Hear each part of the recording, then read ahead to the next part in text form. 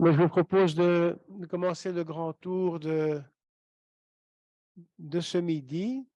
Comme vous voyez, rien ne nous arrête.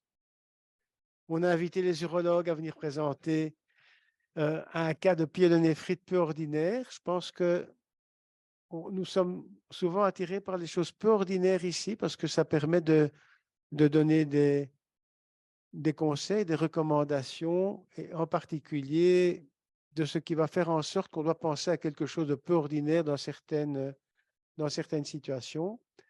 Et c'est le docteur El Kadouri qui va nous présenter ce cas. Bonjour à tous. Alors, moi, c'est El Kadouri Hamid. Je suis PG en urologie au sein du service d'urologie donc, à l'hôpital Tu peux enlever Delta. ton masque, tu sais. Ah, oui. parfait. Donc, moi, c'est El Kadouri Hamid. Je suis PG en urologie donc, au sein du service d'urologie à l'hôpital Delta. Et on va parler aujourd'hui d'une pyélonéphrite qu'on a intitulée une pyélonéphrite peu ordinaire. Le cas clinique, il s'agit d'une dame donc, de 50 ans qui mesurait 1,72 m et pesait 69 kg. Elle s'est présentée aux urgences avec une douleur au niveau de la fosse lombaire gauche. Elle se plaignait également donc, de nausées et de brûlures urinaires depuis 24 heures. Au niveau de ses antécédents, elle signalait juste une hernie discale L5-S1 et elle n'avait pas d'allergie. Ses paramètres hémodynamiques, donc elle ne chauffait pas, avait plutôt une légèrement hypotendue et un peu tachycarde. L'examen physique était, donc elle avait un abdomen qui était plutôt souple, elle péristaltait bien et elle avait un point costolombaire positif à gauche. Par ailleurs, son test Covid était négatif. Donc, pour les plus jeunes ici, face à ça, à ce genre de patiente qui se présente aux urgences, quel est le premier examen que vous... Alors, c'était les plus jeunes. Alors, Premier. on demandait les plus jeunes, c'est 24.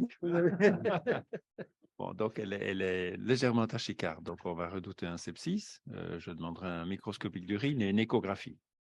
Une échographie d'abord en premier. Bon, une analyse d'urine, biologie, échographie. Je ferai les trois dans le premier temps. OK. Donc, ici, ce qui a été fait en premier, donc la prise de sang que voilà. Donc, est-ce que quelqu'un peut l'interpréter? Alors,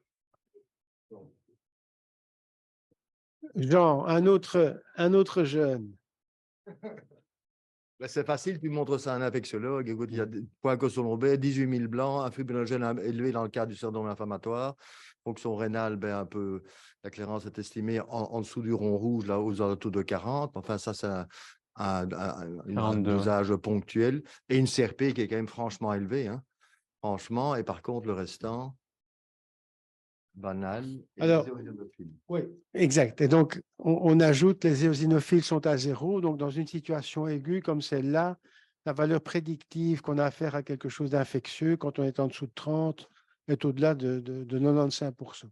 Donc là, il y a manifestement quelque chose d'infectieux quand même important. On peut s'étonner qu'elle n'ait pas de fièvre. Est-ce qu'on a mis correctement le thermomètre au bon endroit? En tout cas, elle n'avait pas chauffé à la maison et ici, elle ne faisait pas de température aussi. Et pas de frisson non plus. OK. Bon. Donc, pour le moment, on est devant... Ah, on n'a pas encore les émus. Ouais, l'ému est juste là. Peut-être que quelqu'un d'autre peut l'interpréter. Donc, ici, les nitrites sont positifs. Donc, c'est une valeur prédictive positive pour une infection urinaire. Elle a également une protéinurie, donc des blancs dans les urines, des rouges et des bactéries. Et la culture, donc à ce moment-là, on ne l'a pas encore, elle est en cours. Donc, vous aviez dit une écho, ce qui aurait été bon aussi, mais ici, c'est un scan qui a été fait. Je sais pas, on a dit qu'on faisait les hémocultures ou pas, Jean? Non, une écho. On n'a pas encore dit? Non, les mots que vous n'avez pas dit. On n'a pas dit, mais on dit. Oui. Oui. Et elles Ouais. avaient été faites. OK. Donc, voici le scan sans contraste. Parce qu'en première intention, ils suspectaient une pyélonéphrite ou une colique néphrétique. Donc, voilà. En plus, il avait 1,3 de créate. On ne sait pas si c'est en train de grimper ou pas. Mieux vaut se méfier du contraste. Donc, ici, on voit une lithiase donc, de 5 mm qui est au niveau de la jonction pyélo-urétérale gauche. On voit une petite dilatation donc, du bassinet qui est ouvert. une petite infiltration autour du rein et tout le reste était normal. Donc le foie, la vésicule biliaire et le rein droit. Alors, juste un mini point de sémantique, Charles. Oui, il a dit, enfin, comme beaucoup, hein, on voit une lithiase. Alors, normalement, la maladie, c'est la lithiase rénale. Et ce qu'on voit, c'est un calcul. Et la même chose pour les pierres dans la vésicule. Et alors, il y a eu une sémantique là, qui s'est progressivement modifiée. Donc, maintenant, on voit une lithiase. Mais c'est vrai que si on voit un calcul, on peut dire qu'on voit une lithiase rénale. OK. Pour revenir à l'imagerie, Oui. la différence entre échographie et scanner. Donc, l'échographie permet d'examiner le rein, effectivement, la vessie, mais tout l'urtère est inaccessible par échographie. Et donc, le scanner a quand même un net avantage. Donc, non seulement c'est reproductible, c'est pas opérateur dépendant, et ça permet d'explorer tout l'urtère qui peut échapper à l'échographie. OK. Bonne remarque. Il y avait une remarque sur le chat d'Héloïse Van Noten qui nous disait 2 paires d'hémoculture, s'il vous plaît, pas une seule paire. OK. Afin de ne pas faire d'impair, quoi. Oui. Donc là, je pense qu'on est tous d'accord qu'on partirait donc du coup sur une pyélonéphrite. Donc ici avec cette lithiase, qu'est-ce que vous feriez si par exemple un DPG était à la garde, Amira ou Célia? Alors, Célia, où est-elle? Alors, en avant. C'est bien. Ou Amira. Bah là, vu la taille de la lithiase, donc déjà, je traiterai l'infection. Et vu la taille de la lithiase, je laisserai une chance pour que le calcul descende seul, avec une filtration urinaire. Alors, On laisse descendre tout seul. c'est une femme, mais elle a un syndrome inflammatoire, hein.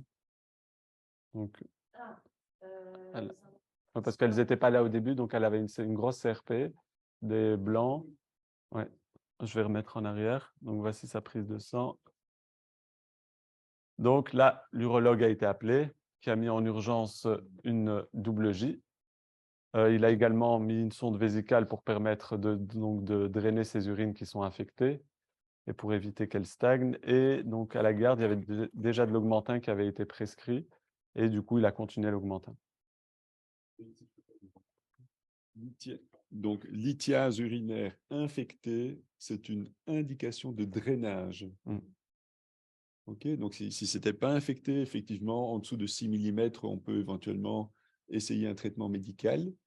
Par contre, dès qu'il y a une infection clinique ou biologique, là, c'est une indication de drainage urgent. C'est une des urgences. Ça doit être opéré dans les heures qui suivent. Et sinon, Sinon, c'est risque d'urosepsis avec des conséquences dramatiques. avec abcès rénal et compagnie. Le danger, c'est plutôt la septicémie avec... Et donc, ceci a été fait et on va voir comment est-ce qu'elle a évolué par après. Donc, au J1 post-opératoire, donc la douleur qu'elle avait au niveau de la fosse iliaque gauche et en fosse lombaire gauche était majorée. On voit également une apparition d'un œdème des membres inférieurs. Ces nausées donc persistaient. Elle n'avait toujours pas de fièvre. Donc, face à ça, ils ont réalisé donc une prise de sang. Donc, on voit ici que les globules blancs donc, ont diminué, mais la CRP a, elle, flambé. Le fibrinogène a encore augmenté. Le PT est donc légèrement diminué, donc à 69. Les plaquettes, donc on voit une hypoplaquettose aussi. Et la créate qui était à 1,3, là, elle est à 1,2. Donc, on voit que ça ne va pas donc, vraiment mieux.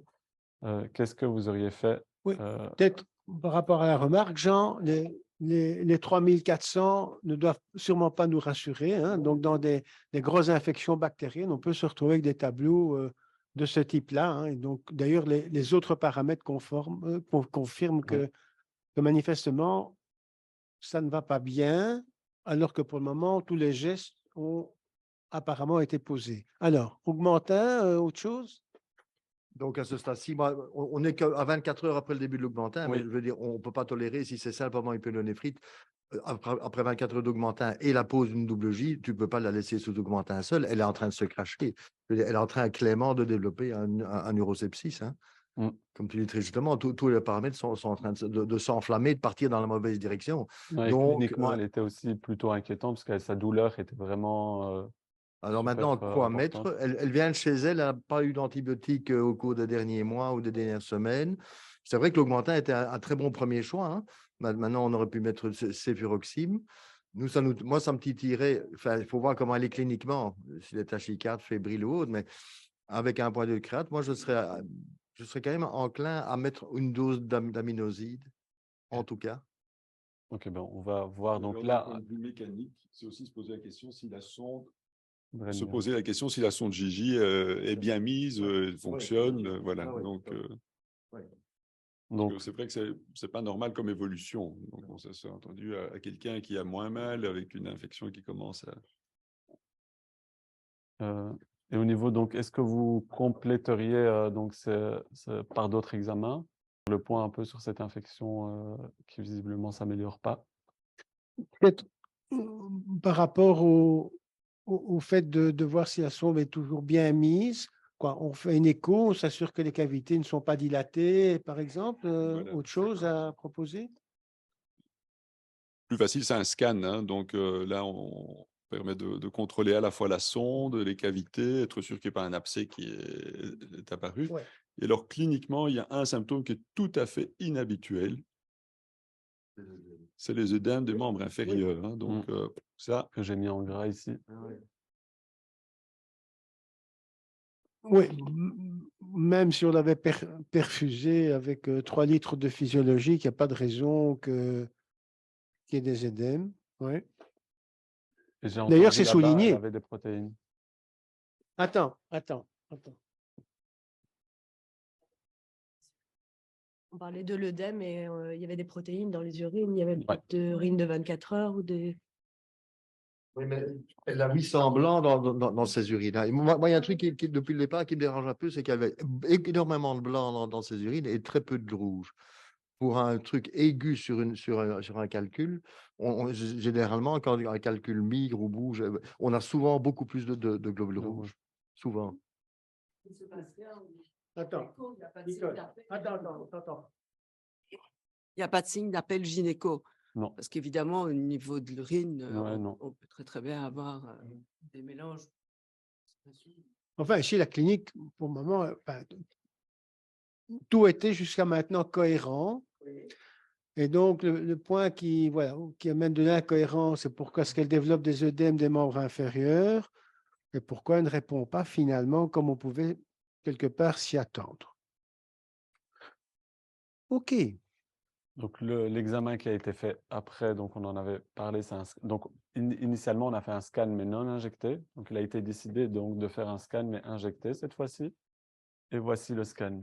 Donc, j'ai pas mis toutes les coupes, mais la sonde Gigi donc, était bien positionnée. La lithiase était toujours présente au même endroit et le rein n'était plus dilaté. Par contre, le rein est devenu nettement plus moche. Donc, il a un aspect globuleux. Donc, en 24 heures. Il a des plages donc hyporehaussées avec un défaut donc de vascularisation du parenchyme et donc tant autant aux phases artérielles qu'aux phases portales. Et donc sur ce TUROCT avec les phases tardives et les phases portales, on voit un thrombus donc au niveau de la portion proximale de la veine rénale gauche.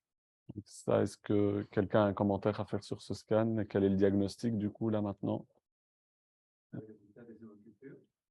Les résultats des émocs? Juste ici, que j'ai mis juste après. Donc ça, c'est les urines et c'était la même chose sur les émocs. C'était un Klebsiella Amox R.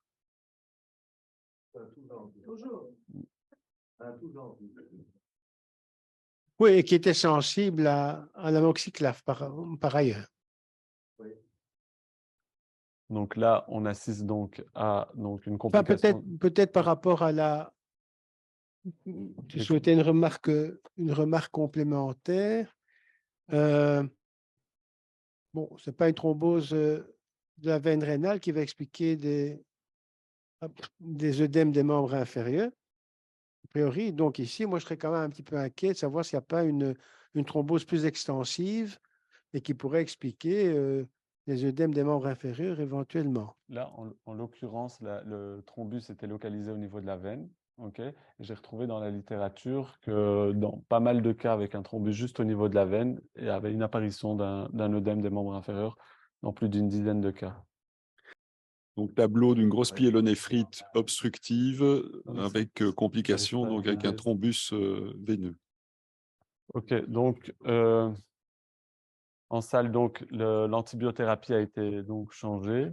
On a prescrit donc de la ciprofloxacine 500 mg 2 fois par jour et un avis donc vasculaire avait été demandé et on a commencé donc une héparine de bas poids moléculaire de la clexane à dose thérapeutique.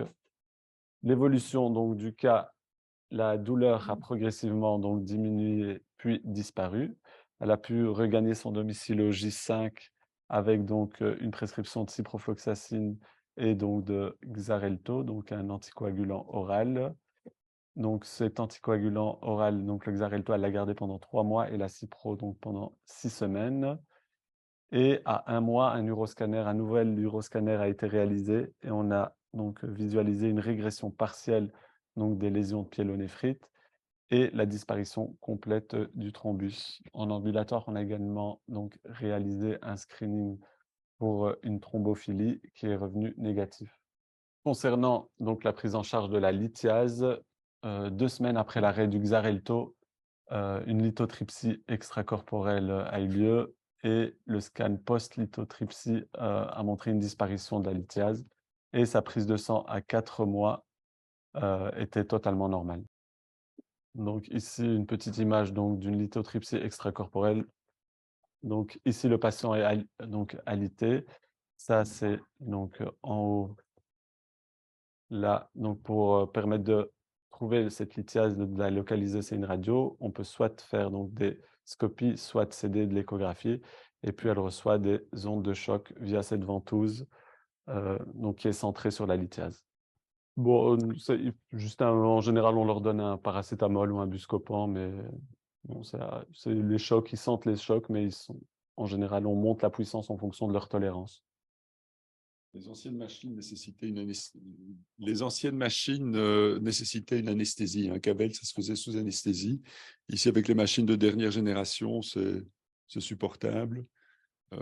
Et ça peut se faire en ambulatoire avec une sédation minimale. Donc, et souvent, même rien du tout.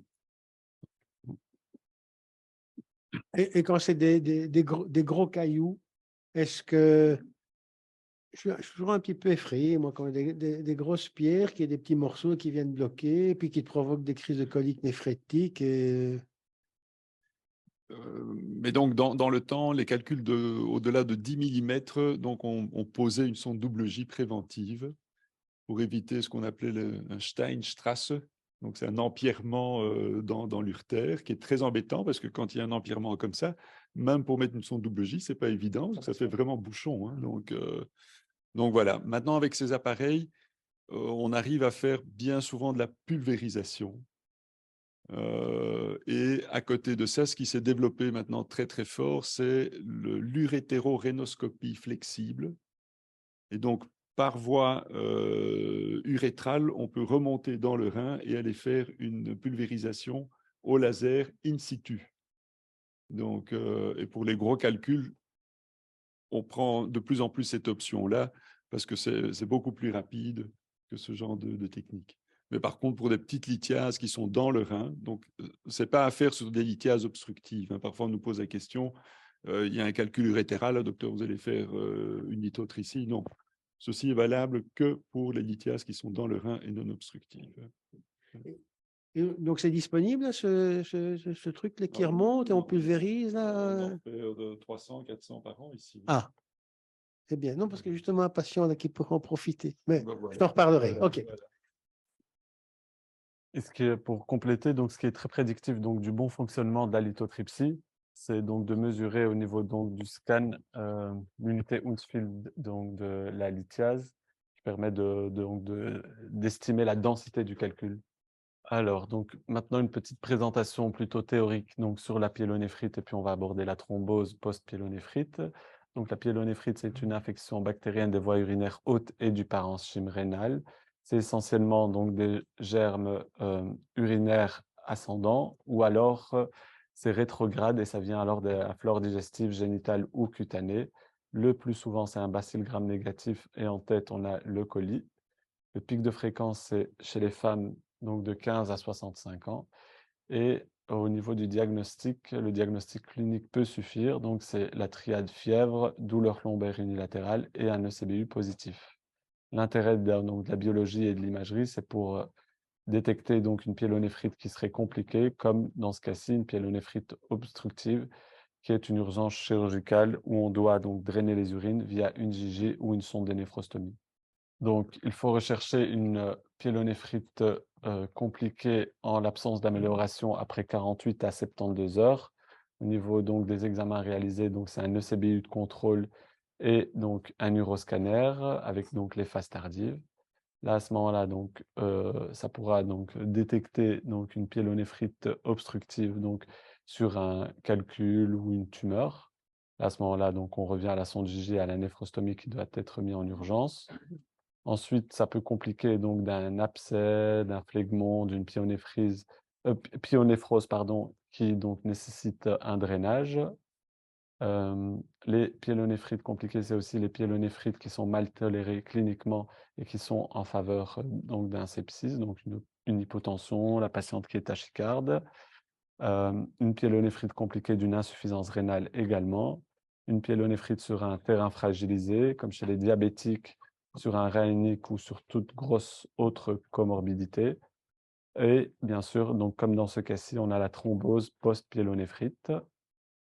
Si un patient se présente et vous rapporte des pyélonéphrites récidivantes, il faut penser donc à une cause, donc à une anomalie anatomique qui cause donc une stase des urines, comme dans le syndrome de jonction ou chez les patients qui ont une grosse prostate qui ont un résidu et qui font que les urines stagnent et s'infectent. Donc, le traitement des pyélonéphrites, il faut donc entamer une antibiothérapie probabiliste dès le début et puis adapter en fonction donc, des prélèvements. Pour une pyélonéphrite qui est simple, en général, c'est une fluoroquinolone, donc de la ciprofloxacine ou une céphalosporine de 3e génération, pendant 7 à 15 jours. Et pour une pyélonéphrite qui est compliquée, donc on garde les mêmes antibiotiques et on peut rajouter donc un aminoside. Et ce sera minimum 21 jours, voire plus, comme dans notre cas. Et il ne faut bien sûr pas oublier de prendre en charge la symptomatologie du patient, donc lui donner des antalgiques, des antispasmodiques et lui rappeler de bien boire. Vous aviez un commentaire? Deux, trois petits commentaires. Non, première chose, effectivement, je crois qu'il ne faut pas oublier non plus de tenir compte de l'épidémiologie, enfin de la microbiologie ou de l'écologie locale. Nous, on avait revu ça il y a quelques... Enfin, c'est Yves de Geller qui avait revu il y a quelques années la sensibilité des germes qu'on retrouvait dans des infections urinaires de patients se présentant aux urgences. Il avait fait ça sur Braine-l'Alleud. Et à notre grande surprise, en fait, l'antibiotique qui fonctionnait le plus souvent, c'était du céfuroxime. Okay. On avait un pourcentage de résistance au fluoroquinolone qui était nettement supérieur par rapport au céfuroxime, raison pour laquelle donc, on a proposé que en première intention, le premier choix, pour quelqu'un qui vient du domicile, qui n'a pas un traitement antibiotique récent, ce soit une céphalo de 2e génération, donc c'est furoxine. L'autre point, c'est pyélonéphrite aiguë compliquée, OK, 21 jours, mais on ne donne pas 21 jours d'aminoglycoside. Oui, bien sûr. On donne 3 jours d'aminoglycoside maximum pour éviter justement la toxicité rénale et sachant qu'on n'a plus aucun intérêt, sauf dans les endocardites, on n'a aucun intérêt à faire un traitement long avec des aminoglycosides. Ce qu'on ne fait jamais avec les aminoglycosides et qui se trouve dans les recommandations, je me demande si aux États-Unis ils ne le font pas. C'est un examen auditif avant de donner. Enfin, dans une situation comme ça m'étonnerait qu'on puisse appeler l'ORL en urgence pour voir si on peut se permettre de donner ou pas. Il y avait une question sur le chat par rapport, est-ce qu'on a récupéré des morceaux de calcul pour son analyse chimique? Ici pas. Non, ok. Ça dépend si en fait le patient arrive à les filtrer ou pas. Très souvent, ça passe sans qu'il s'en rende compte. Oui, c'est pas un souci avec la vaporisation, là, c'est qu'on n'a pas l'analyse du calcul. C'est une question que des patients posent, hein. C'est vrai que techniquement, on préfère arriver à pulvériser le calcul plutôt qu'à le fragmenter. Parce que quand on le fragmente, il faut bien s'imaginer, la fibre laser fait 200 microns, hein, donc un cinquième de millimètre. Quand il faut attaquer un calcul qui fait 2 centimètres au laser. Et alors, les morceaux, pour les faire sortir, donc il faut les attraper avec une dormia, donc c'est une espèce de mini panier. Et puis, il faut chaque fois ressortir et remonter. Mais donc, en faisant ça avec des petits morceaux qui font 2, 3, 4 millimètres. Donc, on essaye d'éviter ça. Maintenant, il y a toujours l'un ou l'autre petit morceau. Si on a un morceau, on peut le faire analyser. Mais pour le bilan étiologique des lithiases, on a d'autres moyens, hein. Donc, ce qui est beaucoup plus fiable, c'est les urines de 24 heures en dosant les différents composés. Oui, non, ça date. Enfin, on a eu un topo là-dessus. OK. OK. Alors, on est impatient de savoir l'histoire de la thrombose, hein. Bon. Donc, bien sûr, il faut leur rappeler donc, des mesures hygiéno-diététiques à ces patients. Donc, il faut leur rappeler de bien boire au moins 1,5 litre par jour, d'uriner régulièrement, donc toutes les 2-3 heures pour éviter que les urines stagnent, de bien penser à uriner également après un rapport sexuel, d'avoir une hygiène périnéale qui est correcte mais pas trop excessive.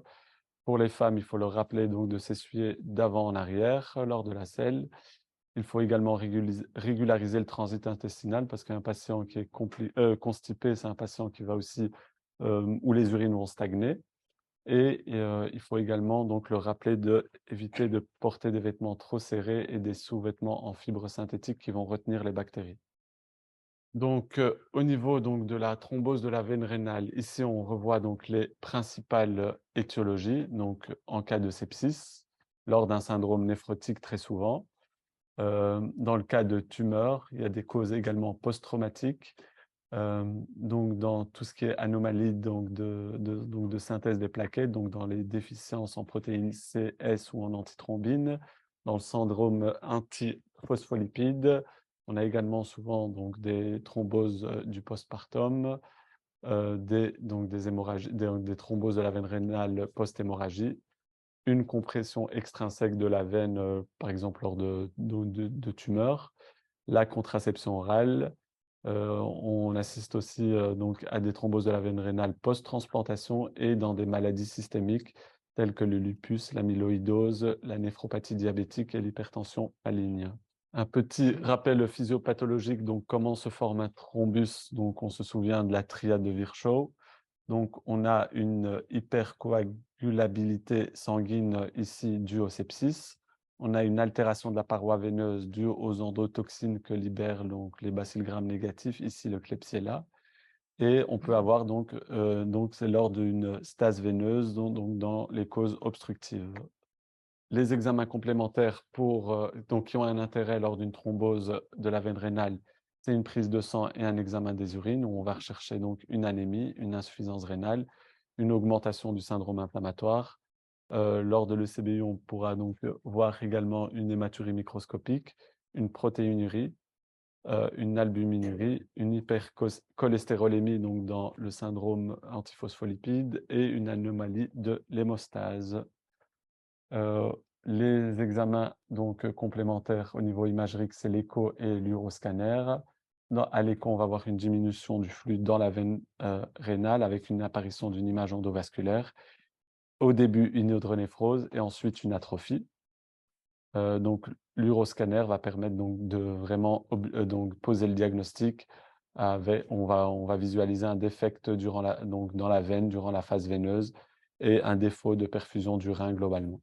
Donc, le traitement des thromboses donc, de la veine rénale, donc ça repose. Donc, il faut bien sûr traiter l'étiologie d'abord. Ensuite, initialement, on hydrate le patient, on lui donne des antalgiques, des antibiotiques et une anticoagulation.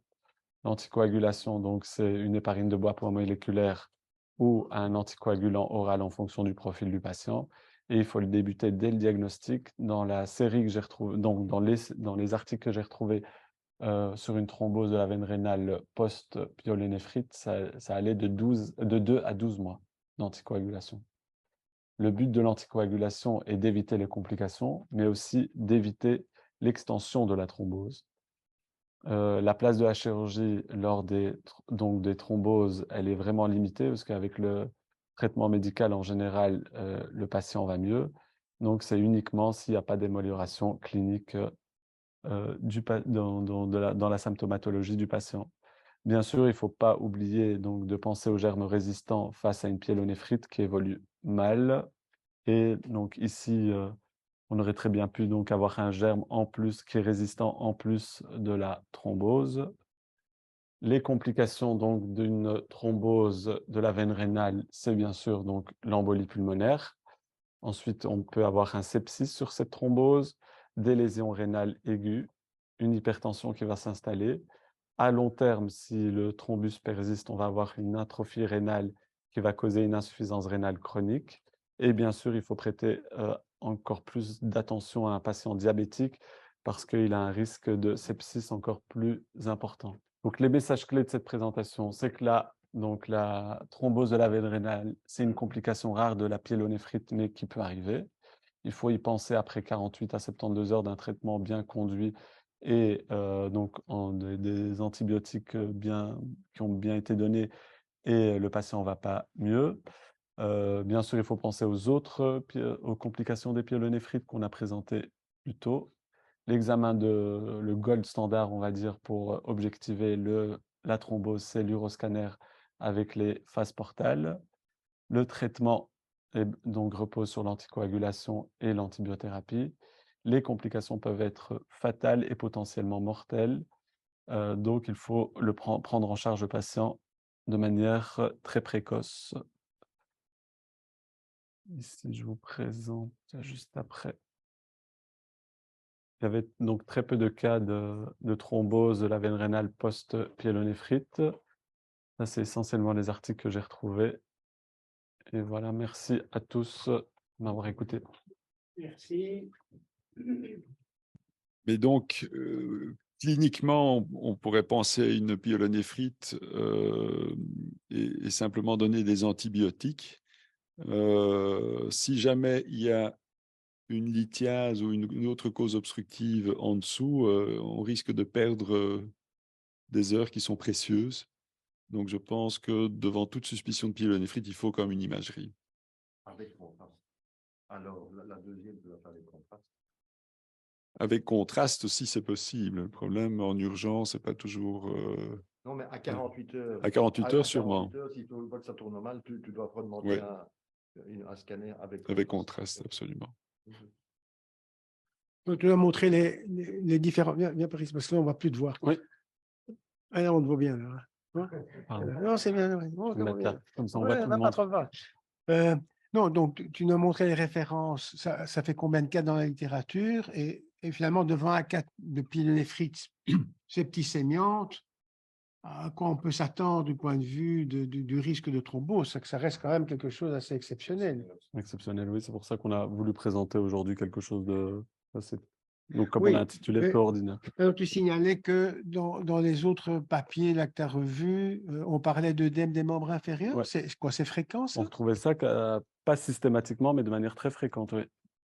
Ok, mais donc ça pourrait quand même être un indice, parce que bon, devant une complication rare, la question c'est de savoir à quel moment il faut la suspecter. Donc ici, on pourrait peut-être retenir des œdèmes qui apparaissent entre guillemets sans raison, penser que ça pourrait être une complication de ce type-là.